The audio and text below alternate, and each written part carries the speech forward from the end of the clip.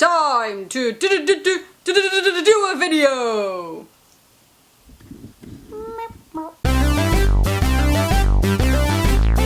Hey guys, it's Alyssa, and today we're going to be talking about a game that actually was kind of close to my heart. Like, it's not like Pokemon, like the same love I have for that series, but this game was my childhood and the cartoon was kind of part of my childhood. So today we're going to be talking about Yu-Gi-Oh! For those of you who don't know what Yu-Gi-Oh is, it is a dual monsters game where you have monsters pitted against monsters, and you use spell cards and trap cards to stop your opponent, block your opponent, level up your monsters, all this crazy stuff, and you just want to get your opponent's life points down to 0. This was a game that I played as a child when I was like probably 6 to 8 years old. I started playing it, and my friends and I, we would collect the cards, we would create decks, and then we would duel each other, and it would just be a lot of fun. I remember when my best friend and I used to go to each other's houses and bring our decks, and we would just sit there and duel, but we didn't play like the proper game because we didn't really know how to like summon monsters, or we didn't know how to fuse monsters without using polymerization, which allows you to take 2 monsters or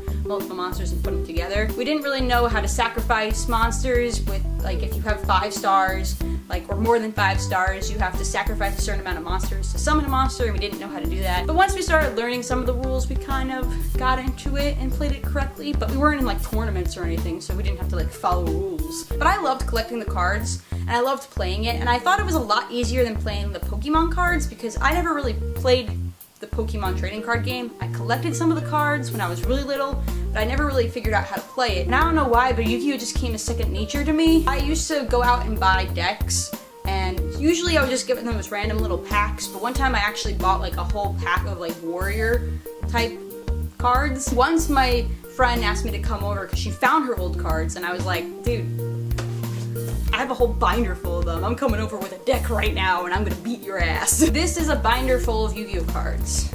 Look at the glory that is this. I used to watch the cartoon, the original one, back in the day when it went on WB Kids. The original show of Yu-Gi-Oh was about Yugi. Well, this is Yami.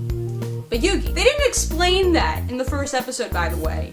Like, how do you really explain Yu-Gi-Oh without sounding too crazy? They haven't really explained how the spirit of the Millennium Puzzle took over his body. Like the first episode when Yugi versus Kaiba and he becomes the spirit, Yami, as we now know. Like, no one explained how he transformed this tiny little shrimp boy to like this, like, tall teenage guy. I one time watched the original first season of Yu-Gi-Oh on Netflix, like in the past year, and ooh, do you know how cringeworthy it is now? There's parts where like they're supposed to have guns, but because 4Kids, which is a company that made English dubs of animes, they didn't want anything with like guns because children are watching it, so they took out the guns, and so the security guards were like, freeze Kaiba, and they all have just this, where it looks like there's supposed to be a gun, but there isn't a gun, so they don't have their fingers. Ooh, your finger guns are gonna beat me, haha. And there's this one part where Kaiba like runs away or escapes or something, and there's like this weird music video montage or like song in the background. I don't remember that, but when I watched it back I was like, wait a minute, was this okay? I really enjoyed Yu-Gi-Oh, and now I think it might be a little bit too confusing for me if I ever was like, you know what, I'm gonna play again, like let me go online and try to find like a website where I can duel people. Now there's different like combos and XYZ things and like adding numbers and different types. It's just too confusing for me. I just stick with the original rules. That's it. So that's my little thing about Yu-Gi-Oh. It was a passion of mine. It's not as important to me as Pokemon, as you can see, because Pokemon has my life.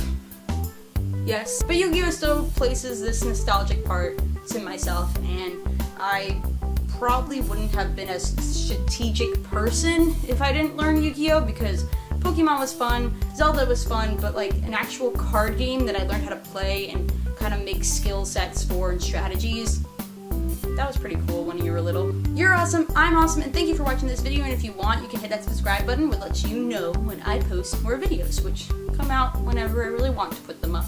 If you played Yu-Gi-Oh when you were younger, give this video a like, and leave a comment below with your favorite card that you can remember from your childhood. Or maybe if you still play, what's your favorite card that you like to use?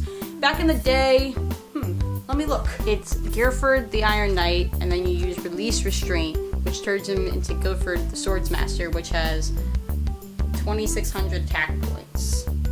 Not the best card, but I just liked playing this, like, oh my god, I got this now, and then I got this, and then I got this. Oh, you're going down. And if you want, you can follow me on all my social media sites, which are in the description box below. And I'll see you guys around, okay?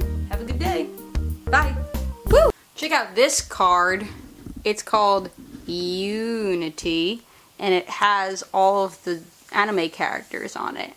And I think I actually stole this from a magazine in like the bookstore. Like I was reading through a magazine when I was little and this card was sitting in it and I stole it. So I'm sorry everyone. Little Alyssa was a thief. Oops.